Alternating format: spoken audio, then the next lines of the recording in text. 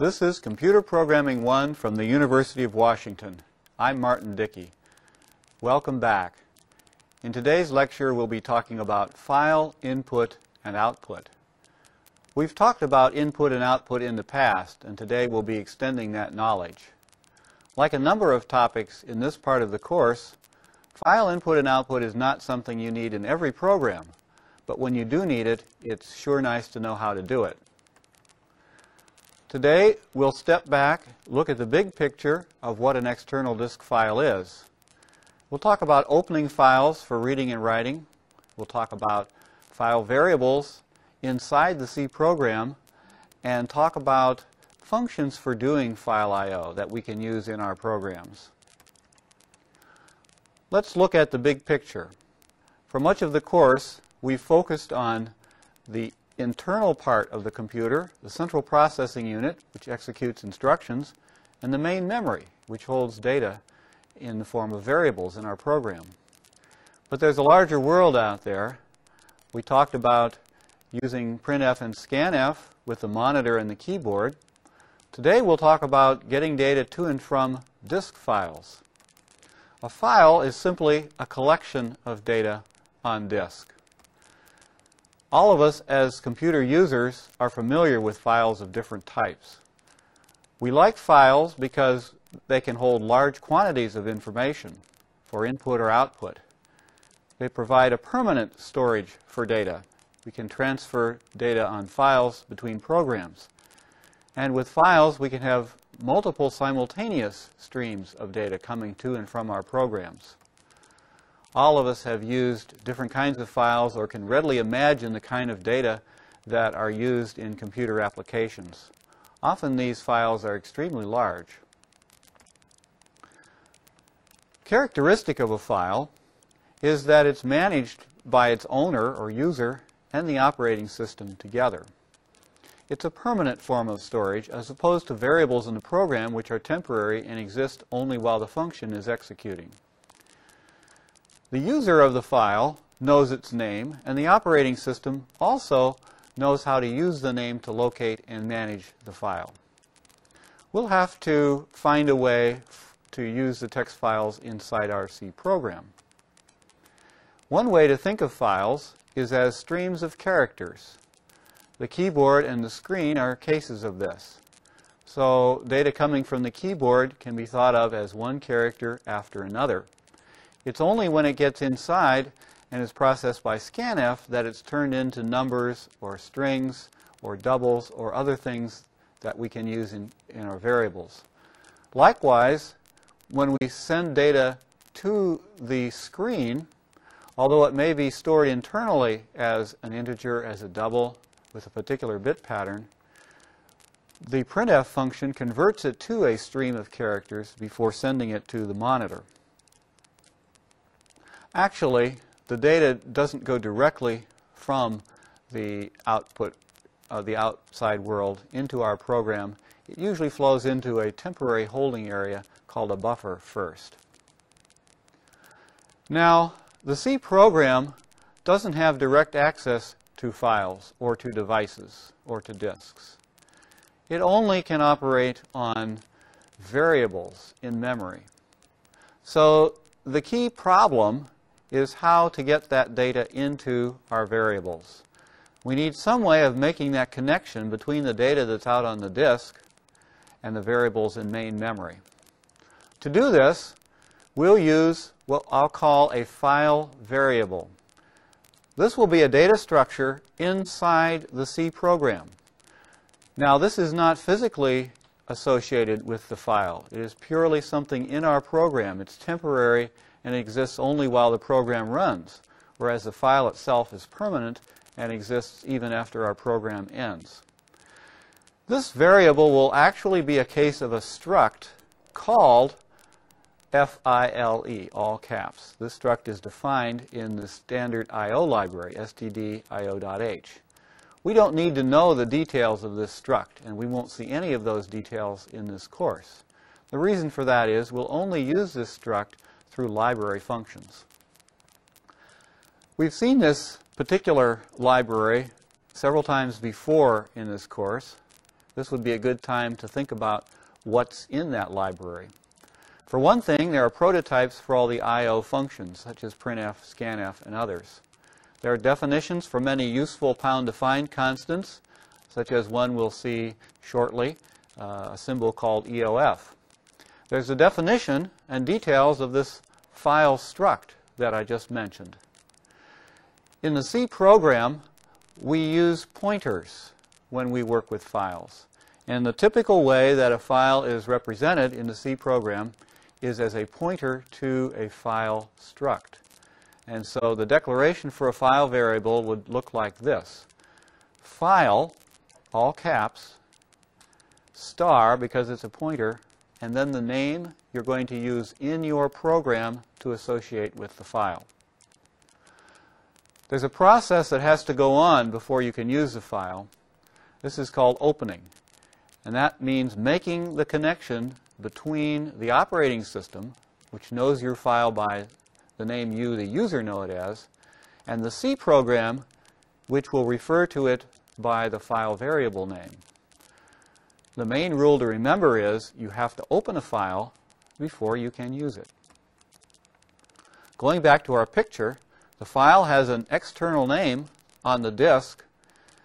The job of opening the file is to make that file available so data can flow through it into variables in the main memory which your program can access.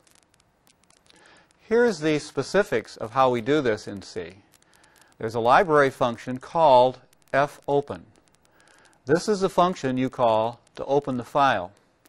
Now, in addition to giving the external name of the file, you will need to provide the internal or file variable name.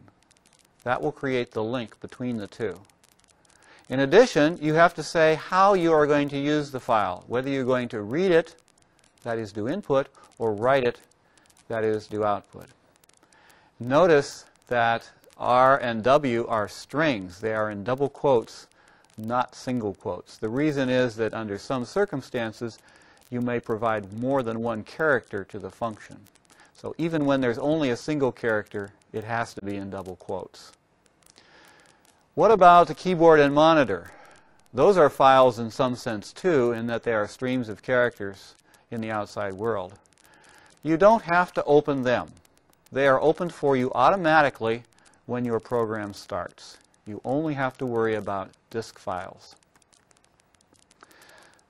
Opening a file makes this connection, and it only needs to be done once in the program. Typically, it's done near the beginning of the program, perhaps in main or the beginning of the algorithm which will use the data. Let's look at this example. Remember, we're making a connection between the external and the internal worlds. The internal names are file pointers. So if I'm declaring two files, I'll need to declare two file pointers as I've done here. Name them in file P and out file P. Of course, you can use any names that are meaningful for your application. Now, when I call the function, I provide it with two parameters. The first one is the external file name. Now, it's a string. This is a human understandable name, the one that you and the operating system identify the file by. It won't be used ever again in the C program. The other parameter is the read or write string to say what operations you intend to perform. The answer is given back to you as a return value as opposed to a parameter. Now, once you have successfully opened the file, you can read from it or you can write to it, depending on whether you said R or W when you opened it. To do this, we use other library functions. We use fscanf and fprintf. Now, if those names sound somewhat familiar, except for the F, they are. They're meant to be familiar. In fact, as we'll see, they work almost exactly the same way as our friends scanf and printf. However, we're not doing keyboard or screen I/O. We are doing file I/O. So when I use fprintf and fscanf, I'll have to use this file variable in order to identify the file in question. A key thing to keep in mind is that I can't use fscanf or fprintf until after the file has been opened. Let's look at how an fscanf might look. It's going to be just like scanf, but I need that additional parameter to say which file I'm working with. And it's not the external file name, it's the internal file variable that provides that identification. That will be the first argument to the function, but everything after that will be exactly the same as scanf. All the same rules apply, the same placeholders, the same rules about whether or not white space is skipped, the same rules about the ampersand. They all apply the same way. So everything you learned about scanf you can now apply to disk files. fprintf will work just like printf, but it also has the additional file parameter as a variable. So in this case, the first argument, file PO, needs to be the file variable for a file that was already opened successfully. After that, everything about the fprintf will be the same as what you know how to use for regular printf. Let's do an example. Let's copy one disk file to another. The simplest way to do this is just to read one character from the input file and then write it to the output file. Before I get into the code that I'll show you, we need to assume that the files have already been opened. I won't show the open in the example to save space. The heart of this algorithm will be a loop that writes one character and then reads another character. Okay. Now to prime the pump, so to speak, let's read one character from the input file before we write anything, before we go into the loop, in fact. The correct type is %C. One of the nice things about %C is that it will cause exactly one character to be read without skipping anything. Even white space, such as line feeds, will be read. And if our job is to copy every character of the file, we want to make sure we don't miss characters like that. Okay, so here's the heart of the function, or the code.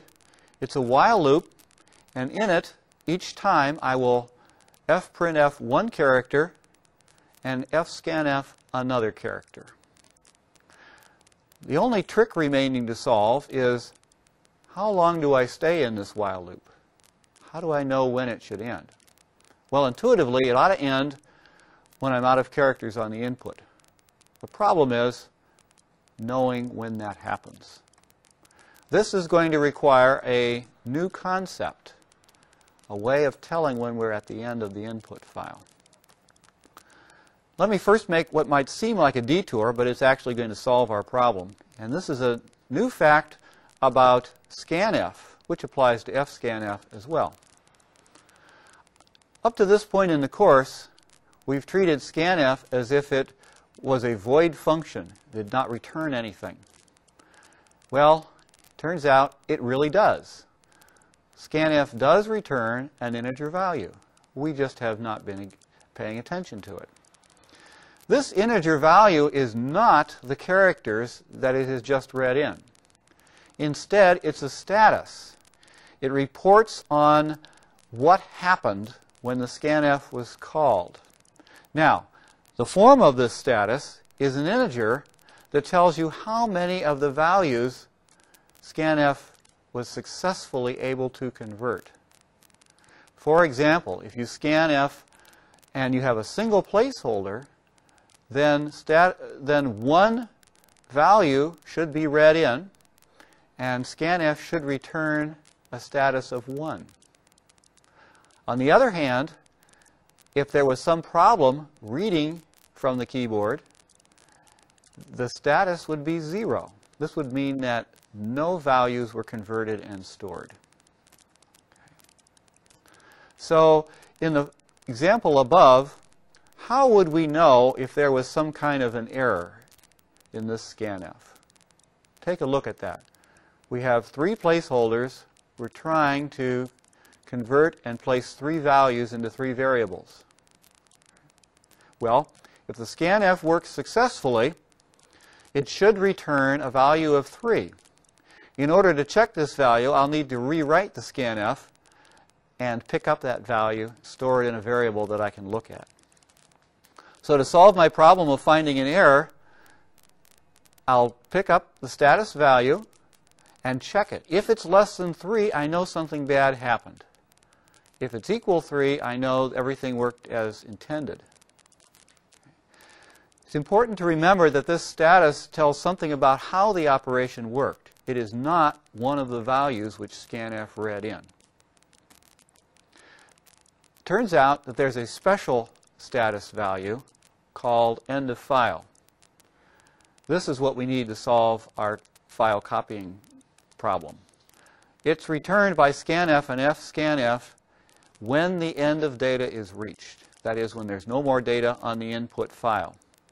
It has a value, it's some negative number. You don't need to know what it is. It's defined in the stdio.h file. The I/O library routines often use the EOF in various ways, and your program can too. You can check for EOF and see if that's the status. Let's use that new knowledge to fix up and complete our file copying example. Remember, the only part that was left unfinished was the condition in the while loop. I want the loop to continue as long as the status is not EOF. Okay? This means that every time I call fscanf, I will need to capture that value and assign it to a variable. Let's use an int variable named status for this purpose. So I'll need to do this the first time I call to prime the pump, and also inside the loop body where I read the character again, the next character. Check the status every time. If I have this in my program, I'll know when I'm at the end of file, and I'll know when to come out of the loop, and I will successfully copy every character of the input file. There's one other detail I should mention. When you're finished with a file, you should close it.